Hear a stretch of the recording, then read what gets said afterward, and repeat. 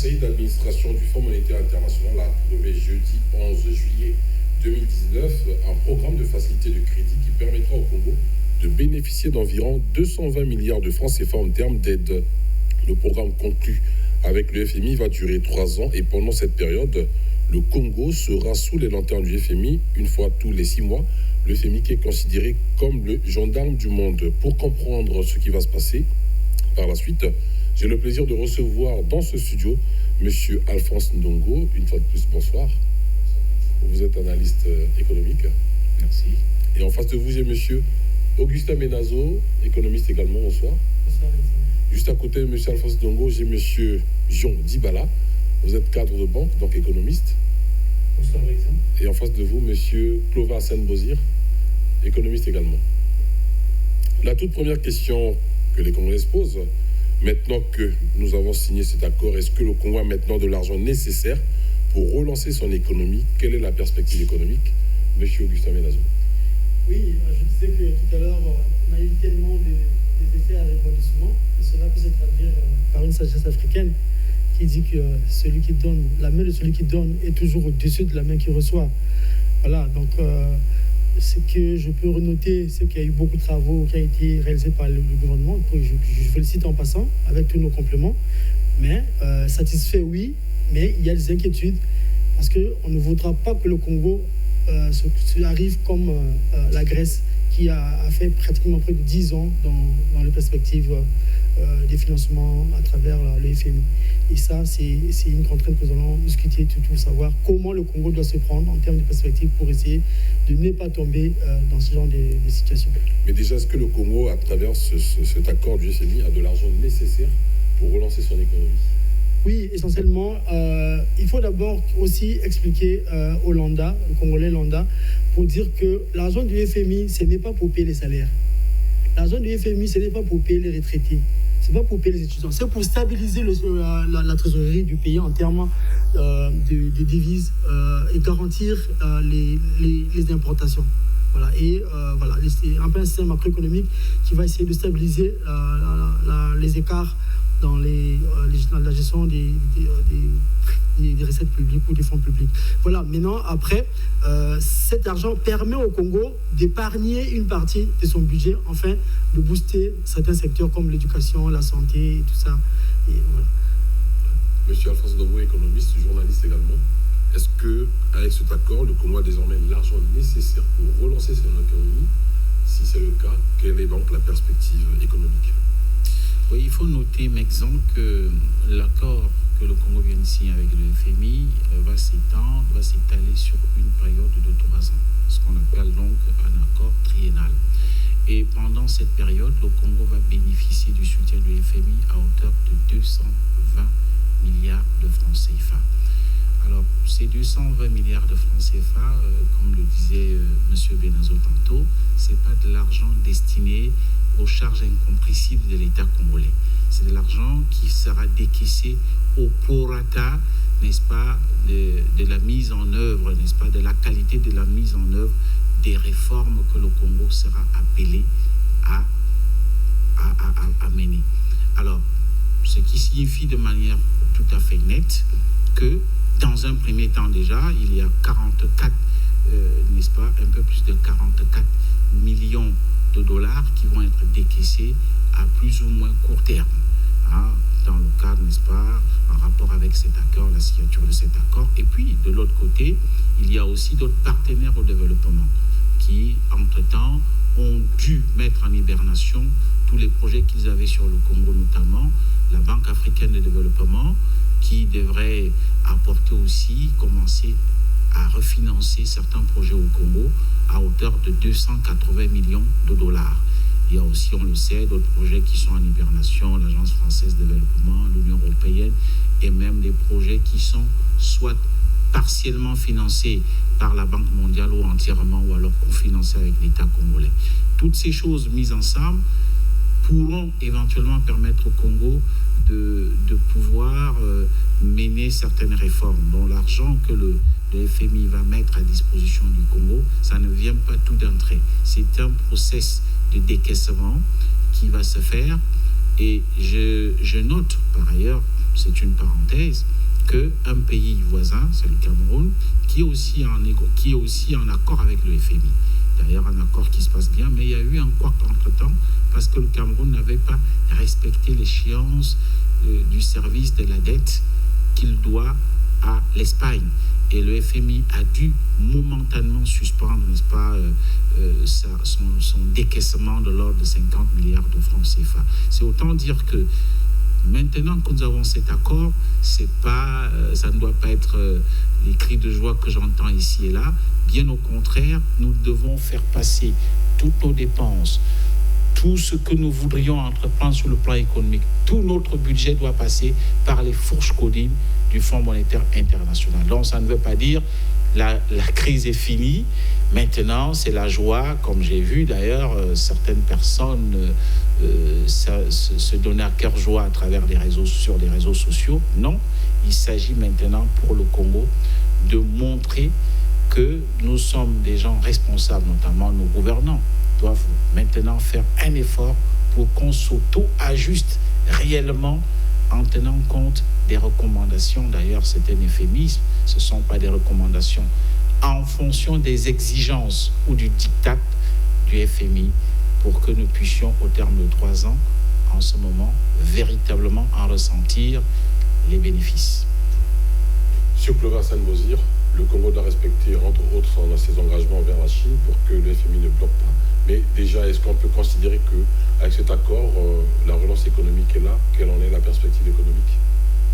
Bon, en tout cas, à voir la situation actuelle du pays, moi je ne peux pas me permettre de dire que maintenant qu'on a signé avec le FMI, l'affaire est réglée, désormais on a de l'argent pour fonctionner, pour régler les questions des charges courantes et autres. Je dis non. Pourquoi?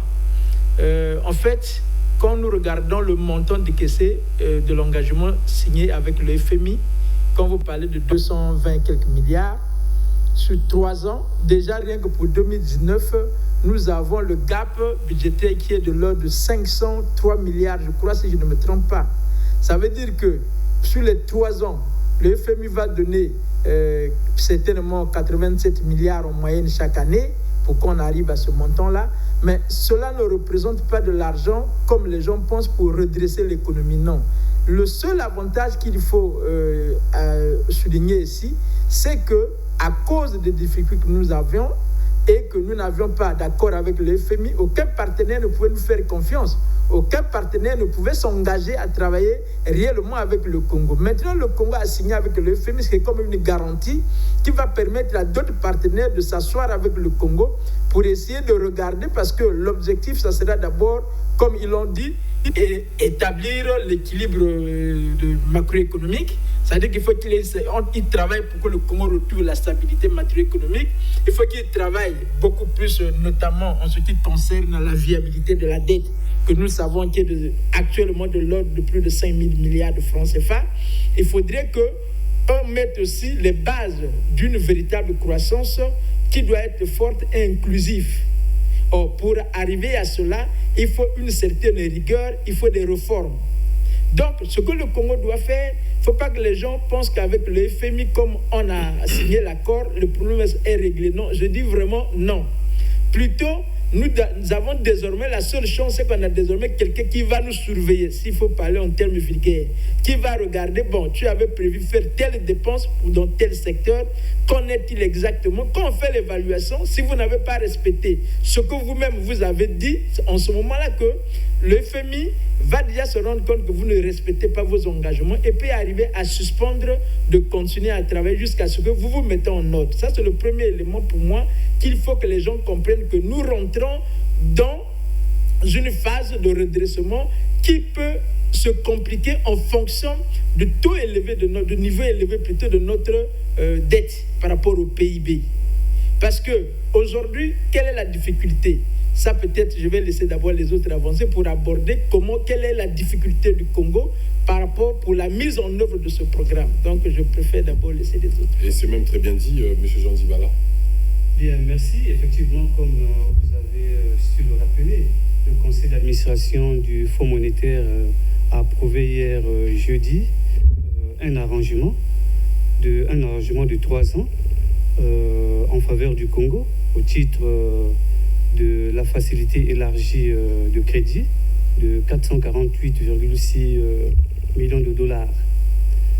Cet accord, effectivement, vise à relancer l'économie du Congo qui était plombée par la chute des cours du pétrole. Mais le plus important, ce n'est pas l'accord conclu avec le Fonds monétaire. Le plus dur, je pense que c'est ce qui reste à faire. C'est la mise en œuvre de cet accord. La mise en œuvre de cet accord. Mais je pense que l'appui financier du FMI, à mon avis, n'est pas aussi un élément capital. Hein? Mais l'élément qu'il faut peut-être prendre beaucoup plus en considération, c'est la confiance que le Congo a à travers cet accord vis-à-vis, par exemple, des bailleurs de fonds internationaux, vis-à-vis des marchés financiers, parce qu'aujourd'hui, le Congo peut maintenant accéder aux marchés financiers avec ce quitus du Fonds monétaire. Le Congo peut aujourd'hui bénéficier du soutien des bailleurs internationaux grâce au quitus que le Fonds monétaire vient de lui accorder à travers cet accord. Donc, je pense que le plus important, c'est surtout ça. Et puis, il y a quand même des efforts à fournir. Hein. C'est vrai que le FMI est là, M. Jean Dibala l'a dit. Qu'est-ce qu'il faut faire pour demeurer bon élève du FMI? Et parmi les efforts à fournir, il y a quand même la lutte contre la corruption. Comment trouverez-vous ce chantier, M. Jean Dibala? Effectivement, il y a des efforts à fournir. D'ailleurs, le Premier ministre lui-même l'a reconnu hier. Hein, et je l'ai suivi et dit que le plus dur, c'est ce qui reste à faire. Mais la mise en œuvre de cet accord nécessite le changement de mentalité. Il faut que nos gouvernants changent de mentalité, la façon de gérer. Hier, nous avons géré avec beaucoup de laxisme. J'espère que cette fois-ci, maintenant que le FMI sera regardant dans tout ce que le Congo va faire, je pense que avec la collaboration du Fonds monétaire, je suis sûr et certain que les gens, disons que nos autorités vont gérer les finances publiques avec beaucoup de rigueur, je pense. Est-ce que la haute autorité de lutte contre la corruption sera finalement mise en place rapidement afin qu'elle puisse travailler et traquer? Bon, en fait, le problème ne se situe pas dans la mise en œuvre de la haute autorité de lutte contre la corruption pour que les choses marchent. Le problème, c'est la planification de la gestion publique dans la période des 3 ans pour qu'au terme de cette période, qu'on soit sûr qu'on va sortir le pays de la crise.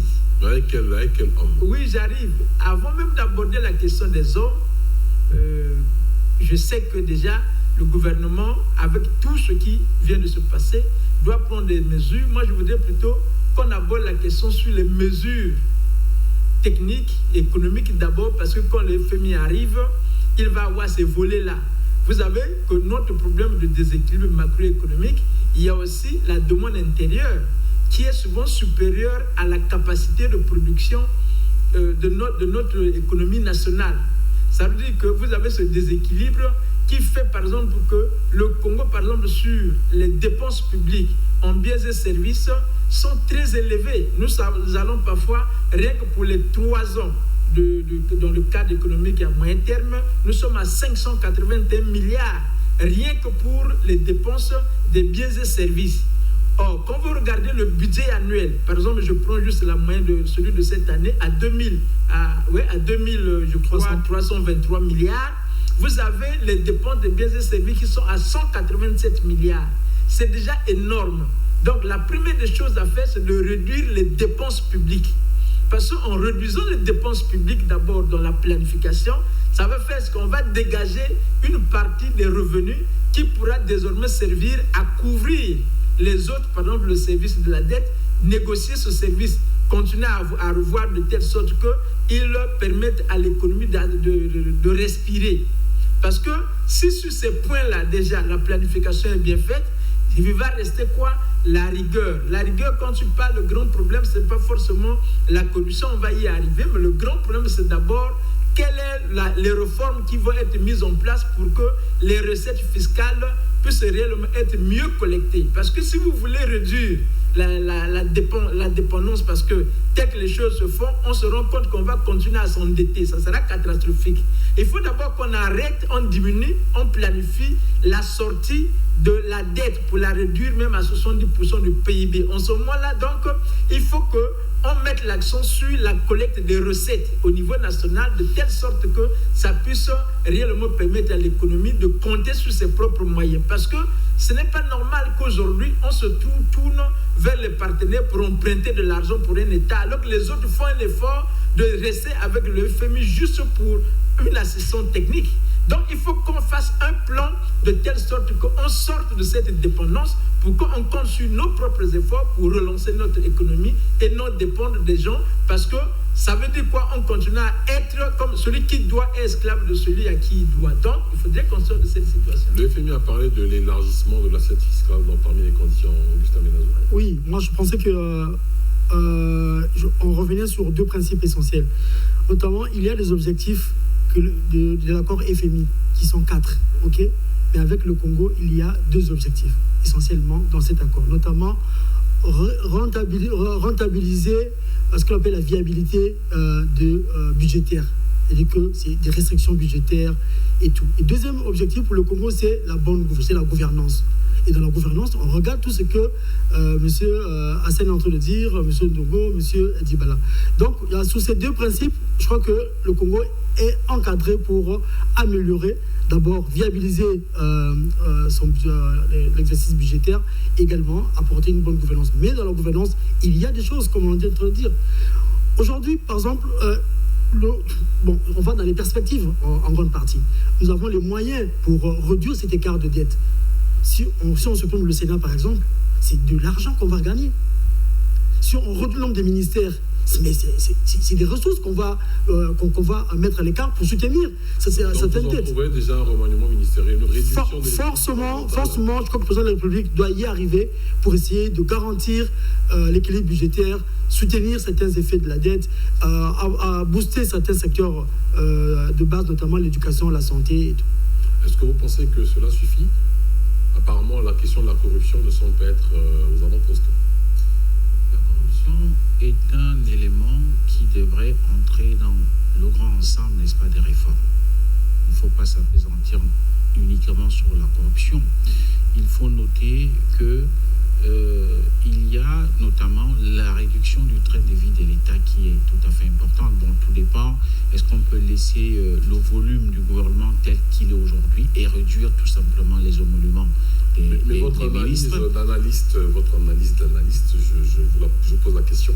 Est-ce que vous pensez qu'il serait souhaitable pour le Congo de réduire l'équipe gouvernementale? Est-ce qu'il serait souhaitable pour le Congo d'annuler le Sénat, de dissoudre le Sénat? Oui, il faut tout simplement jouer. Moi, je me souviens, j'avais accordé une interview à une autorité de la place lorsqu'il y a eu cette constitution.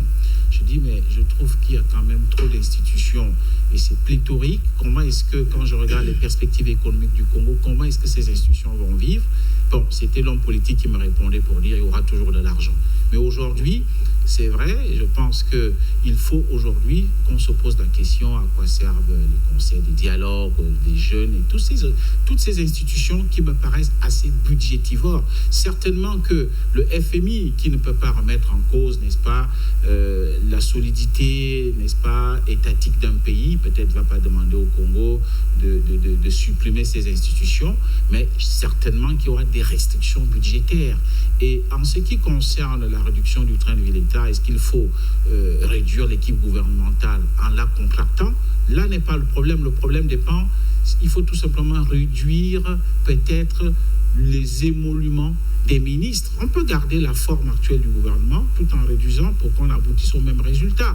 Puisque n'oubliez pas, nous ne sommes pas quand même toujours, il y a aussi l'œil politique, n'est-ce pas, des gouvernants qui est là en se disant il faut contenter tout le monde. Mais dans ce cas, s'il faut contenter tout le monde, il faut réduire les émoluments. Je tiens à préciser que quand vous faites la ronde, notamment dans la sous-région, les ministres congolais sont très gâtés. avec quasiment plus de 10 millions de francs CFA. Ils sont très gâtés. D'ailleurs, ce n'est pas fiscalisé. Et ensuite, ils bénéficient d'autres avantages en nature. Pareil pour les députés qui gagnent 3 millions. Ça devrait être peut-être... Il faudrait qu'on revoie ces réformes. Et moi, je pense, notamment puisque le FMI en parle, le FMI parle d'élargissement de l'assiette fiscale. Je dis, les entreprises aujourd'hui, les PME, PMI et même les très petites entreprises subissent déjà une pression fiscale très forte. Parce qu'en fait, c'est quelques entreprises qui sont de vrais contribuables. Tandis que ceux qui ont des entreprises en carton, avec cachets et autres dans le sac, ne payent pas. Comment est-ce qu'il faut quantifier ces gens? Comment est-ce qu'il faut formaliser ces gens? Ça pose quand même un vrai problème parce que la conjoncture est là aussi. Où est-ce que l'État va trouver des ressources nécessaires, même si on élargit l'assiette fiscale? C'est pour toucher qui? Pour toucher les vieilles mamans qui vendent des oranges. Donc, je pense plutôt qu'il faut ressusciter, par exemple, à l'époque, le ministre Andeli avait mis en place un système qu'on appelait unicité des caisses. C'est-à-dire que toutes les menues recettes convergeaient vers le trésor public. Aujourd'hui, il n'est pas normal que les taxes, par exemple, touristiques, soient gérées dans une banque. Il n'est pas normal que des recettes qui proviennent, pourquoi pas, de certaines structures, je ne sais pas, forestières, minières, et ainsi de suite, soient gérées, n'est-ce pas, dans des banques. Il faudrait que tout cela converge vers le trésor public et l'unique caisse publique. Et c'est autant de choses qui peuvent faire qu'on essaie de doper les recettes, parce que c'est de ça qu'il s'agit. Quand le FMI nous suit, c'est pour que nous puissions optimiser les recettes publiques.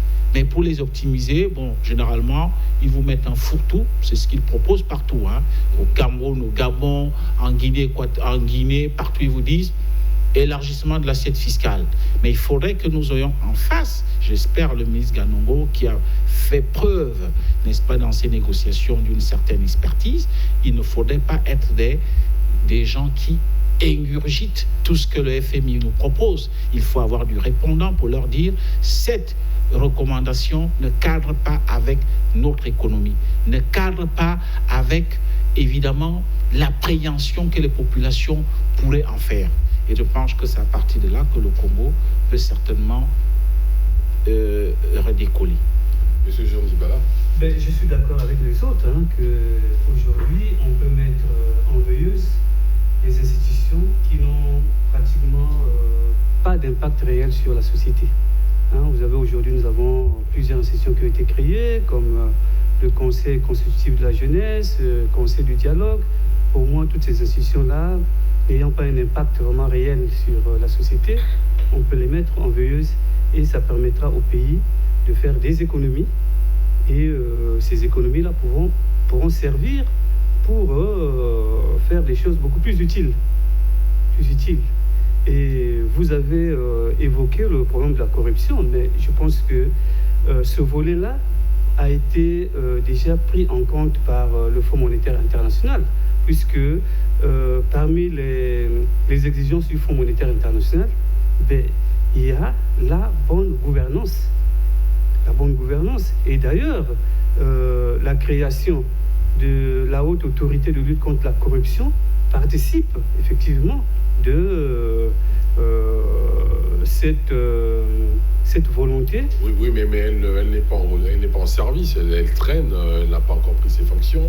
Entre l'ancien shérif contre la corruption et l'actuel shérif, il y a un vide et tout peut se passer. Non, je pense que c'est les animateurs qui n'ont pas encore été désignés, hein, mais je pense que l'institution existe déjà. Justement, ça pose une question: avec quel homme allons-nous devenir bon élève du FMI, à Saint-Désir? Bon, en fait, je pense qu'il faut qu'on prenne le mal en patience. Pourquoi? Ça veut dire que le gouvernement a pris des engagements. La seule chance que nous avons, nous, aujourd'hui, au Congo, c'est qu'il y a désormais un policier qui va nous suivre. Ça veut dire quoi? Le gouvernement, j'appelle pas policier, ici le FMI. Le gouvernement a dit qu'il va mettre en place la haute autorité de lutte contre la corruption et que les nominations se feront par appel d'offres. On va regarder comment ils vont procéder et le FMI saura si le principe a été respecté ou a été boycotté. C'est parmi les engagements, certainement dans l'accord il y aura le problème de gouvernance, il y aura le problème de transparence qui seront surveillés pour voir de quelle manière le gouvernement va mettre en œuvre les réformes qu'il a eues, pour lesquelles il s'est engagé à mettre en œuvre. Nous voyons, par exemple, il avait dit que le 31 mai, il devrait envoyer au Parlement le rapport sur les grands travaux de 2014 à 2017. Bon, jusqu'aujourd'hui, en tout cas, je ne sais pas, le FMI en a reçu, mais ce n'est pas public. Ils avaient pris l'engagement de transmettre au Parlement tous les accords sur le préfinancement à la même date. Bon, jusqu'aujourd'hui, quand vous regardez sur comment on appelle ça, les sites web du gouvernement, vous ne trouvez nulle part ces documents et aucun député ne semble avoir reçu ces documents-là. Il avait pris l'engagement de faire les rapports KPMG. On a dit que ça a été publié. Aujourd'hui, nulle part vous ne pouvez trouver ces documents de façon officielle rendus publics. Donc ça, c'est déjà les quelques questions qui se posent. Pour moi, la seule chose qu'il faudra faire parmi les mesures qu'il faut prendre, il faut retenir, quand on parle de la réduction du train de vie de l'État, il faut réduire le nombre de ministres. Il n'y a pas à discuter pour ça. Je suis même sûr d'ailleurs que c'est parmi les mesures qui vont être prises. On passera certainement de 33 à 20 et quelques. Je suis sûr que le gouvernement ne veut pas s'hasarder à continuer dans la logique actuelle qui est une logique budgétivore. Le problème qu'il faut, moi personnellement, je ne pense pas que après avoir accepté cette constitution par les citoyens, oui ou non, mais elle est là, cette constitution, il faut qu'on applique maintenant les principes, installer ces institutions. Le grand problème, ce n'est pas dans le coût, comme on dit, parce qu'il faut aussi évaluer. Quand vous parlez de Sénat, je crois c'est autour de 35 ou 40 milliards. Essayez de regarder. Comparé, par exemple, aux dépenses de transfert. Les dépenses de transfert aujourd'hui posent problème. Nous sommes à 1698 pour les 3 ans de 2019 à 2021. Et quand vous regardez dedans, vous avez par exemple la CORAF qui n'arrive pas à sortir de sa situation de déficit malgré le contrat de performance que l'État a eu à signer avec lui depuis 10 ans. Mais quand vous regardez le budget de 2019, il a les subventions de près de 200 et quelques milliards qu'on va lui accorder. Mais les 200 et quelques milliards, c'est presque le budget d'investissement de cette année. Donc le grand problème, c'est l'orientation des dépenses. Deuxième élément, nous avons des dépenses extra-budgétaires qui sont encore énormes. Il faudrait que là aussi, on essaie de voir de telle sorte que les recettes ne soient pas éparpillées, tout soit orienté au trésor public. Donc si on met la rigueur dans la collecte des recettes, on met la rigueur dans l'utilisation des dépenses, de telle sorte que l'hémorragie financière qu'on a connue soit annihilée, nous allons voir que petit à petit, les recettes seront disponibles pour remettre la trésorerie en place. Voilà pourquoi dans les engagements du gouvernement, il y a la mise en place du compte unique du trésor au niveau de la Banque centrale, pour que toutes les recettes puissent passer par ce compte. Si déjà on essaie de respecter ces principes et que sur le plan de la gouvernance, qu'on essaie de mettre en place des institutions qui vont vraiment fonctionner avec une justice qui va appliquer les tests de telle sorte qu'il y a une impartialité au niveau de la justice, vous allez voir que petit à petit les choses vont se remettre. Or, la difficulté c'est qu'on risque de vivre les mêmes effets parce que ça produit les mêmes causes avec les mêmes effets, je voulais dire, où les gens vont détourner des fonds, les gens qui sont incompétents, vous voyez par exemple sur la réduction des charges, vous avez, j'allais oublier cela, vous avez les gens qui sont partis à la retraite, qui sont les directeurs généraux, mais avec des avantages énormes. Si déjà on peut les envoyer à la retraite, vous voyez déjà le coût. Ceux qui vont en bénéficier, c'est ceux qui sont encore en fonction, mais qui vont continuer à travailler. Or, ceux qui allaient quitter pour réduire, ils sont là. Et vous allez voir qu'il faut qu'on mette maintenant l'accent, quand on va réduire, on met maintenant l'accent sur la dette intérieure. Une question de volonté politique en ce moment-là. Effectivement, ça veut dire qu'il y a une volonté politique et aussi cette volonté va s'appliquer parce que où vous l'appliquez, où le FMI recule. C'est ça que les gens doivent maintenant comprendre, que où on applique la volonté d'aller de l'avant pour restructurer notre économie, où le FMI recule. Or, si le FMI recule, c'est tous les partenaires qui vont reculer. Donc, c'est à prendre ou à laisser par le gouvernement actuel. Il faut que le président de la République prenne maintenant ses responsabilités pour que les gens qu'il va nommer ne soient plus en fonction des liens Ça, c'est un élément qu'il faut comprendre. Il faut qu'il nomme les gens en fonction des compétences. L'homme qu'il faut à la place qu'il faut. Il ne faudrait pas que ça soit les nominations en fonction des liens où c'est un tel qui propose. Même quand il n'a pas les compétences, on le voit, il sait, c'est eux qui dirigent le pays. Après, on voit les conséquences. Déjà, même dans leurs propres activités qu'ils mènent, ils n'arrivent pas à réussir. Mais le fait qu'ils sont à côté du président, ils sont à côté de X qui est bien avec le président, c'est eux qui occupent les postes. La conséquence, c'est ce que nous sommes en train de vivre actuellement. Oui, je pense que je rebondis sur la situation des recettes et des dépenses. Ok.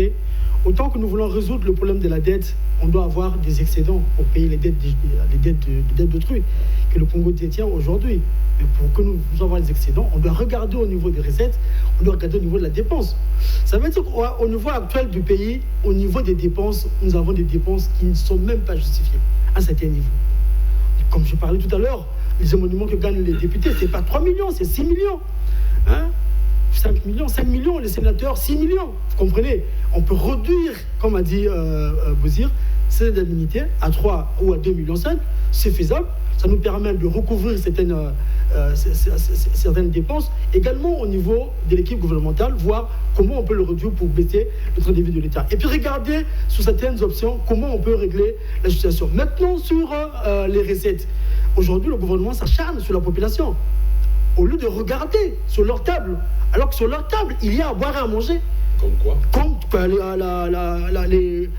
les salaires des députés, les salaires des sénateurs, les salaires des ministres, comme vient de dire Bozir. Voilà, il y a à boire et à manger là-bas. Pourquoi rentrer dans l'assiette du petit Congolais qui ne veut que le bien-être? Pourquoi? Il y a des niches au niveau du gouvernement. Il y a les possibilités de créer l'équilibre si on y fait attention. Mais je reviens pour dire que l'accord Congo-FMI est fondé sur 5 piliers. Je vais vous citer les 5 piliers. Le premier pilier, c'est l'ajustement budgétaire, soutenu par une restructuration de la dette publique. Le deuxième pilier, c'est la sauvegarde de la stabilité du secteur financier. Vous avez vu tout à l'heure, dans la semaine passée, quand vous arrivez dans une banque pour faire un transfert, on vous dit non, c'est fini, le quota est terminé. Le troisième secteur, c'est le renforcement de la gouvernance qui revient toujours. Mais on prend une leçon pour dire que la gouvernance se fonde sur 3 secteurs. Sur le territoire, sur la population et sur les biens publics. Le quatrième, c'est améliorer la capacité statistique, les données pays. On a un problème de données pays. La dernière fois qu'on a fait ECOM, ça date de 2012. On est en 2019.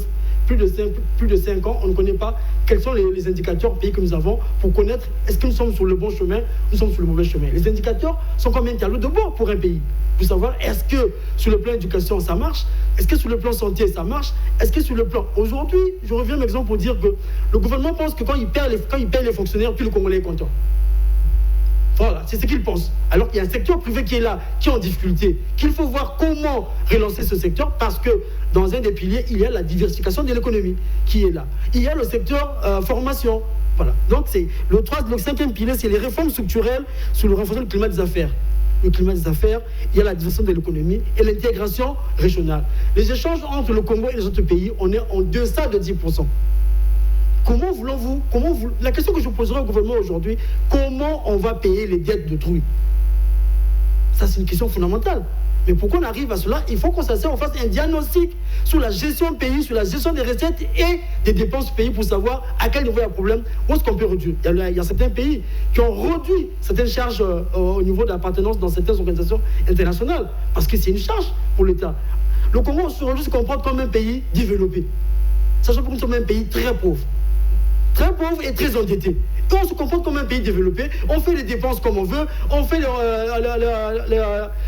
recettes, on ne les maîtrise pas totalement. Il y a des recettes qu'on ne maîtrise pas. Moi, j'ai vu des recettes dans certains ministères qui ne figurent pas dans le budget de l'État. Une recette qui ne figure pas dans le budget de l'État. Cette recette-là va où, en fin de compte?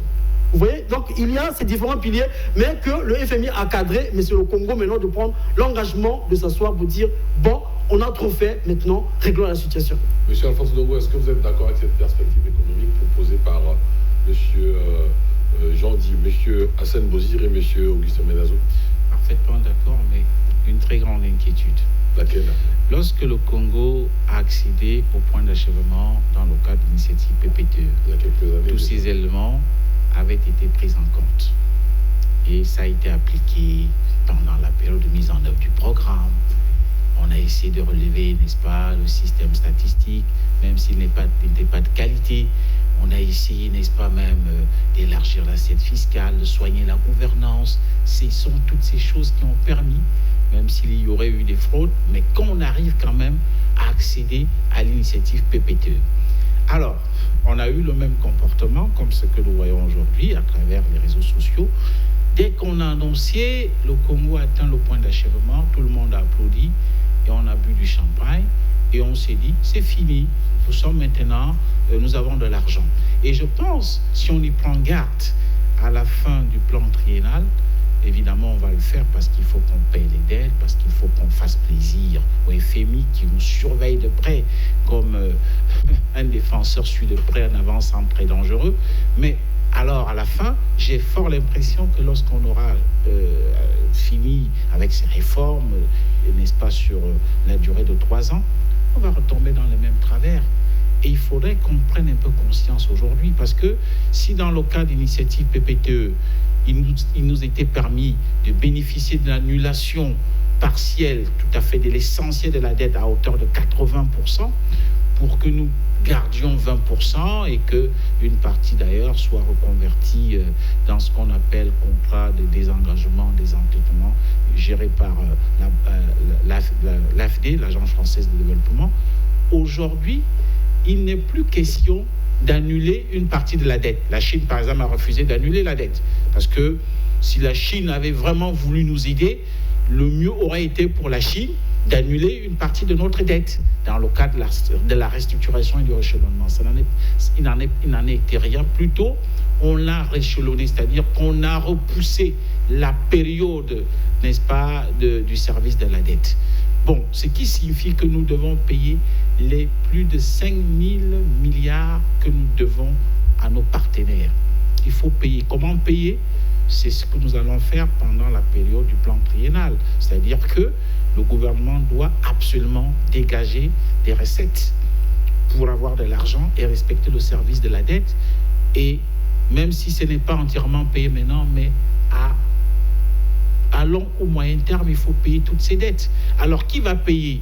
Ce sera certainement, comme l'a dit Benazo, et là je suis d'accord avec lui, le gouvernement ne donne pas l'impression, enfin les gouvernants, je ne veux pas mettre la charge que sur le gouvernement, parce qu'il y a aussi un gouvernement, il y a aussi le gouvernement parlementaire et toutes ces institutions, mais c'est le gouvernement qui est au centre. Ne donne pas l'impression, si vous faites un micro-trottoir, les gens ont l'impression que les ministres vivent aisément, on les voit dans leur grosse VX et tout, on ne les sent pas proches des populations pour donner l'impression que franchement, eux aussi se mettent à la diète. Il faudrait que les gens se mettent à la diète, même si nous on sait, nous qui sommes de la presse économique, qu'il y a des gens qui accusent des arriérés de salaire à la présidence, que même les ministres aussi accusent aussi des arriérés de salaire, aussi bien les députés, les sénateurs. Mais puisqu'il en est donc ici, il faut qu'on essaye de réduire le train de vie de l'État.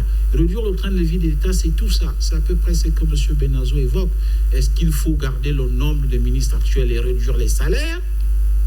Est-ce qu'il ne faut pas aussi regarder s'il y a des institutions qui sont budgétivores, les mettre entre parenthèses pour des questions tout à fait de gouvernance? Est-ce qu'il ne faut pas, pourquoi pas, je le suppose, est-ce qu'il ne faut pas, à un moment donné aussi, se dire, bon, écoutez, nous allons peut-être mettre l'accent, nous allons revoir les salaires des fonctionnaires, puisque le gouvernement, à un moment donné, a relevé les salaires des fonctionnaires à un moment, lorsque le pays était en période de vache grasse. Je sais qu'en parlant ici, j'ai créé lire dans certains ménages, mais dans ce cas, il faut forcément qu'on lutte contre la vie chère. Parce que si aujourd'hui les produits baissent sur le marché et qu'on remette les salaires à un niveau tout à fait ajustable, je pense que le fonctionnaire ne va pas en ressentir les contre-coups. Mais dans votre raisonnement, j'ai cru entrevoir quelque chose, j'ai cru lire quelque chose, une pensée. Comment est-ce que vous pensez que le Congo pourrait faire pour que les poches plates ne deviennent pas grosses demain? Ah bon? Donc là, vous voulez parler de la corruption. Par exemple, c'est ça. Peut-être plus que ça. Hein. Oui, peut-être moi j'identifie la corruption. il faut pas qu'on mette sur pied un système de lutte contre la corruption juste pour faire plaisir au Fonds monétaire international. Il faut qu'on le fasse parce que c'est un engagement politique. Et ça, je pense que le président de la République, qui n'a plus rien à prouver sur l'échiquier politique national, même international, devrait à un moment donné faire comme dans certains pays où on voit des neveux, on voit des oncles, on voit des gens de la famille aller en prison. On voit des premiers ministres aller en prison dans certains pays. Moi, je ne vais pas les citer, suivez mon regard.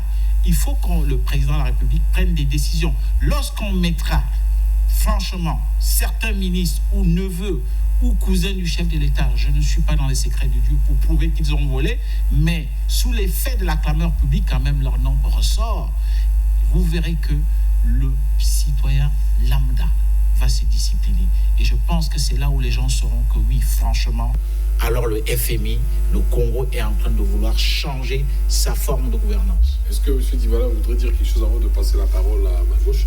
Bon, déjà, je suis tout à fait d'accord avec tout ce que les amis ont dit sur ce plateau.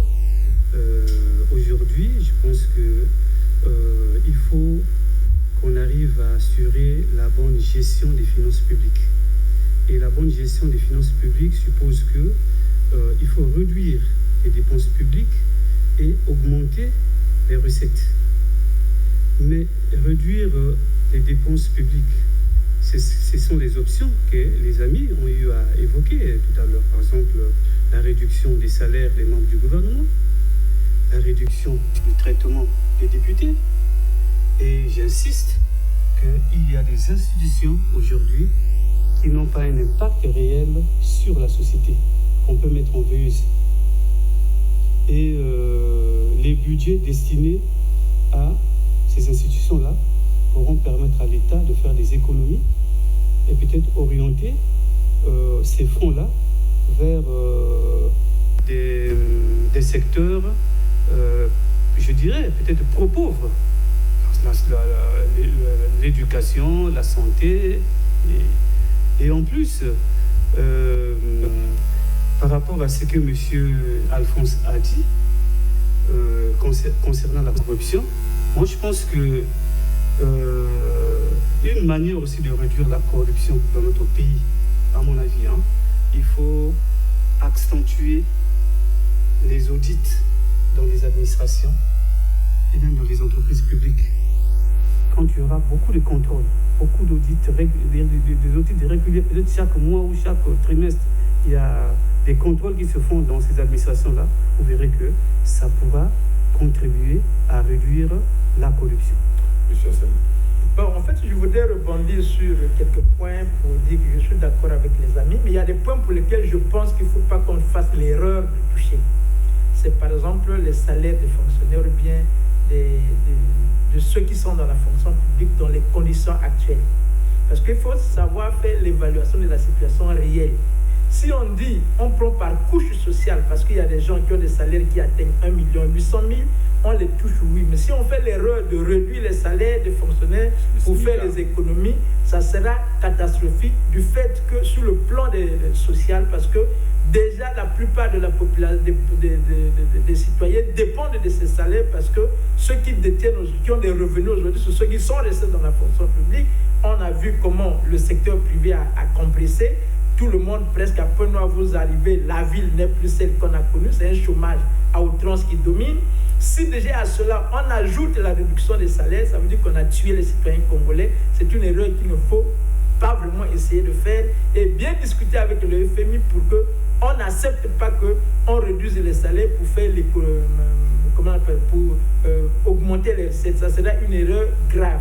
Par contre, on peut essayer de faire le toilettage du fichier de la fonction publique en mettant dehors, avec un programme de reconversion, tous ceux qui sont rentrés avec les faux diplômes qui pourrissent la fonction publique. Ceux qui ont réduit de l'âge, par exemple, qui devraient être maintenant à la retraite, qui sont toujours là. Ceux qui sont déjà à la retraite, qui ne veulent pas partir alors que la note dit qu'ils doivent être mis à la retraite. Si on applique ce principe, pour que ceux qu'on va réduire on va faire sortir parce qu'ils étaient rentrés illégalement ne souffrent pas, on met plomb de développement, bien de reconstruction pour appuyer le secteur privé. Je suis convaincu que même sans les FMI, le Congo aujourd'hui est en mesure de créer 1000 à 2000 petites et moyennes entreprises par an, en prenant une moyenne de 50 millions par petite entreprise, en mettant un fonds avec une équipe d'accompagnement, nous pouvons dégager 100 milliards. Actuellement, nous avons par exemple 5 à 6 millions de barils qu'on donne à la CORAF qui ne servent à rien parce qu'en contrepartie n'a jamais reversé au trésor public. On peut dire, bon, cet argent, maintenant que nous voulons redresser le pays, on prend ne fût-ce que le tiers de cet argent qu'on donne à la CORAF, on met un fonds de 100 milliards chaque année pour créer les micro-entreprises. Nous en aurons 1000 chaque année et au bout de 3 ans, pendant qu'on fait ce programme-là, nous avons à côté le secteur privé qui va reprendre, parce qu'en ce moment-là, on pourra appuyer l'agriculture, là où on dit qu'il faut diversifier l'économie, mais quand vous regardez le budget, la déclaration de comment on appelle ça, Guinée de Malabo, le gouvernement, le chef d'État avait pris l'engagement d'amener la part du budget de l'agriculture à 10%. Mais dans la pratique, nous avons sur le budget de 2000 milliards qu'on a parlé ici, l'agriculture à 24 milliards 291 millions. Ça ne représente même pas 1%, mon frère. C'est 0,00 et quelques pourcents. En ce moment-là, donc, c'est difficile de sortir d'une situation parce que si nous ne mettons pas l'accent pendant qu'on veut réduire les dépenses, qu'on essaie de voir comment maintenir la croissance en boostant avec les investissements dans le secteur non public, c'est-à-dire créer des conditions pour accompagner le secteur privé en mettant un fonds, parce qu'il y a les jeunes aujourd'hui qui ont l'intelligence. Il y a les jeunes aujourd'hui qui ont les capacités, qui ont des projets, mais qui n'ont pas la capacité de les mettre en œuvre faute d'accompagnement technique et financier. Donc il faut qu'on mette cet accompagnement en place de telle sorte que pendant qu'on va faire la restructuration pour essayer d'améliorer les recettes publiques, que le secteur privé, tous ces jeunes qui sont au chômage, qui quittent l'université chaque année, qu'on les forme, qu'on les envoie pour qu'ils travaillent dans le secteur de la transformation agroalimentaire, qu'ils travaillent dans le secteur de la production agricole. Et je parie qu'on peut créer 1000 emplois, 1000 micro, petites et moyennes entreprises à 2000 chaque année, de telle sorte qu'au terme de 5 ans, on a 5000 entreprises qui vont germer. Finalement, il y a quand même eu des âpres négociations pendant près de 3 ans, 2 ans, si on veut. Et avec cette institution de Bretton Woods, mais qu'est-ce qui pouvait, selon vous, qu'est-ce qui pouvait fonder l'optimisme du gouvernement que l'accord devrait être approuvé? C'est comme si le gouvernement le savait déjà. Non, mais c'est normal. J'ai dit au départ que la main qui donne au-dessus de la main qui reçoit. Donc le gouvernement était obligé de s'allier au principe imposé par le FMI. Mais moi, je revenais sur... Est-ce que tout ce qui n'a pas été dit ici... Si, ça a été dit. Mais je reviens sur un élément important pour dire que de tous les pays d'Afrique centrale, le pays qui a eu plus d'argent dans l'accord FMI, c'est le Congo. Le Congo a eu 446 millions de dollars. Le Cameroun en a eu 300 millions. Le Gabon en a eu 395 millions. Le Centrafrique en a eu 98 millions. Et la Guinée équatoriale en a eu 290. La question, quand on regarde la compétitivité de notre économie, on est parmi les derniers de l'Afrique. La compétitivité, on regarde le facteur production au niveau pays. Quels sont les éléments qui empêchent le Congo d'être compétitif dans la production? Il y a la faiblesse des institutions publiques. Il y a un autre élément, l'inadéquation des politiques publiques. Il y a celle qui n'est pas d'accord. Non, c'était pour l'aider à ne pas laisser passer ça. Parce que, en ce qui concerne les chiffres, c'est le Gabon qui a eu 642 millions de dollars. Oui, avec rééchelonnement. J'arrive sur les 3 ans. Ouais. Vous avez le Cameroun qui a eu 666. En fait, ce n'est pas qu'il y a un qui a eu plus. C'est une pression en fonction du quota dans le fond. Tout à fait. Parce que les droits de tirage spéciaux. Le Congo a même eu plus en termes de quota parce qu'il a eu 200% sur son quota au niveau du fond. Donc, on ne peut pas dire qu'il a eu plus par rapport aux autres. Au contraire, en termes financiers, c'est les autres qui ont eu plus. Mais en termes de quota, le Congo, pour atteindre ce montant de 448, il a fallu qu'on augmente jusqu'à 200% de son quota dans le fond. Donc ça, c'est l'élément que je voulais corriger. Alors la question était la suivante. Le Congo a été optimiste. Qu'est-ce qui pouvait fonder son optimisme?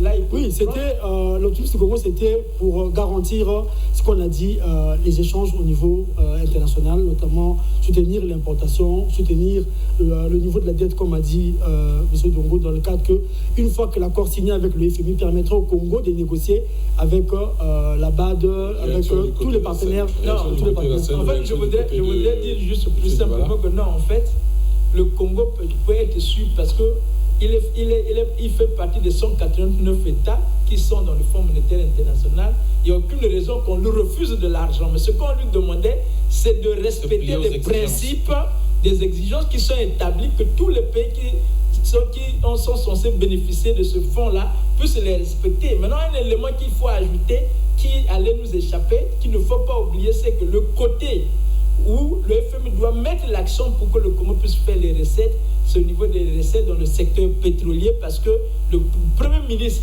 a déjà pris cet engagement pour qu'on essaie de regarder les coûts pétroliers, parce que là où le Congo perd beaucoup d'argent, c'est avec les coûts pétroliers, et c'est le secteur qui apporte plus en recettes.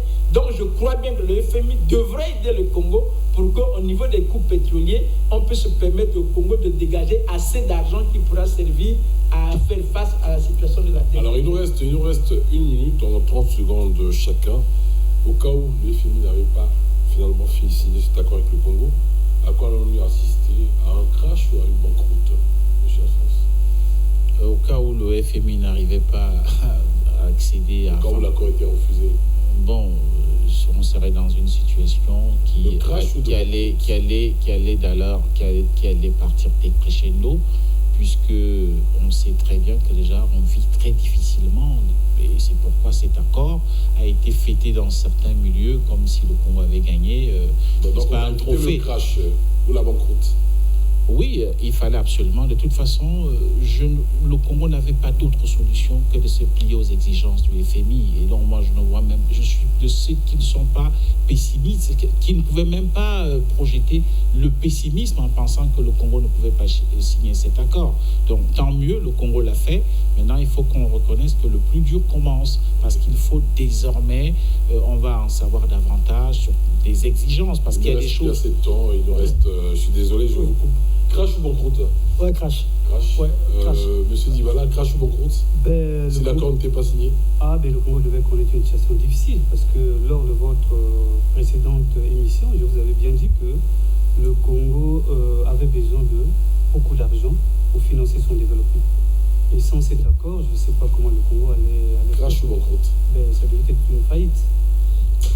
Bon, pour moi, je suis gêné quand on se lance dans des contrats avec le FMI. Ça veut dire qu'on a prouvé notre incompétence à gérer nos biens.